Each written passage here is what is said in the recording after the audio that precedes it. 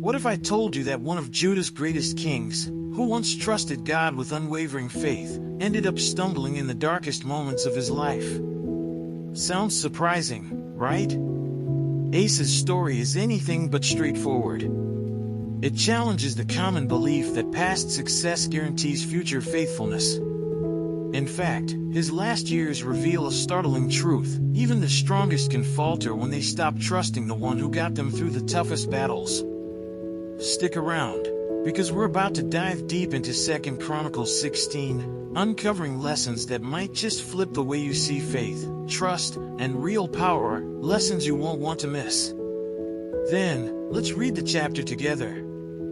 In the 36th year of Asa's reign, Baasha king of Israel went up against Judah and fortified Ramah to prevent anyone from leaving or entering the territory of Asa king of Judah. Asa then took the silver and gold out of the treasuries of the Lord's temple and of his own palace and sent it to Ben-Hadad king of Aram, who was ruling in Damascus. "Let there be a treaty between me and you," he said, "as there was between my father and your father. See, I am sending you silver and gold. Now break your treaty with Baasha king of Israel so he will withdraw from me." Ben-Hadad agreed with King Asa and sent the commanders of his forces against the towns of Israel. They conquered Ijon, Dan, Abel-Maim, and all the store cities of Naphtali. When Baasha heard this, he stopped building Ramah and abandoned his work. Then King Asa brought all the men of Judah, and they carried away from Ramah the stones and timber Baasha had been using. With them he built up Geba and Mizpah.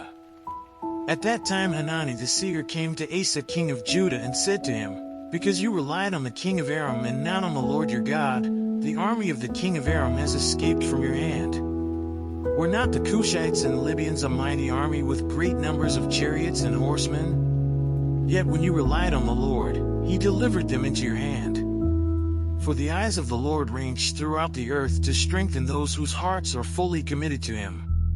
You have done a foolish thing, and from now on you will be at war."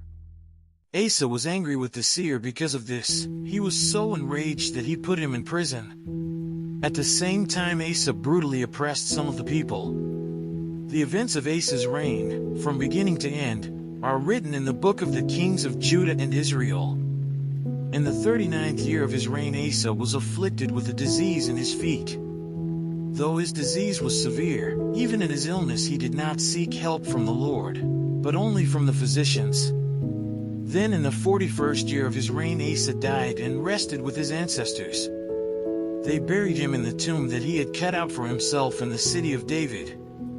They laid him on a bier covered with spices and various blended perfumes, and they made a huge fire in his honor. Let's say a quick prayer to thank the Lord for his mercy. Hey God, thanks so much for guiding me through this study today. I really appreciate the lessons from Asa's life, how important it is to trust you fully, not just when things are easy, but especially when they're tough. Help me to hold on to that faith and not drift away when challenges come. Please give me the wisdom and strength to apply what I've learned in my daily life, so I can walk closer with you every step of the way. I'm grateful for your patience and love, always. Amen. Now that you've walked through Asa's journey, the highs, the missteps, and the warnings, ask yourself, where are you placing your trust when life gets tough?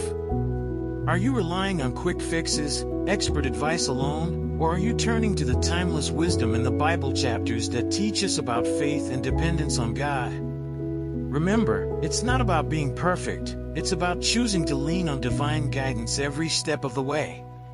What would happen if you embraced that kind of trust in your own struggles?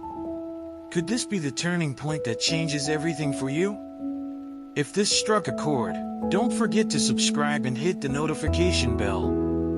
There's so much more to uncover, and together, we'll keep growing in faith and wisdom. And, as always, don't forget to check the last video and learn more about the scriptures.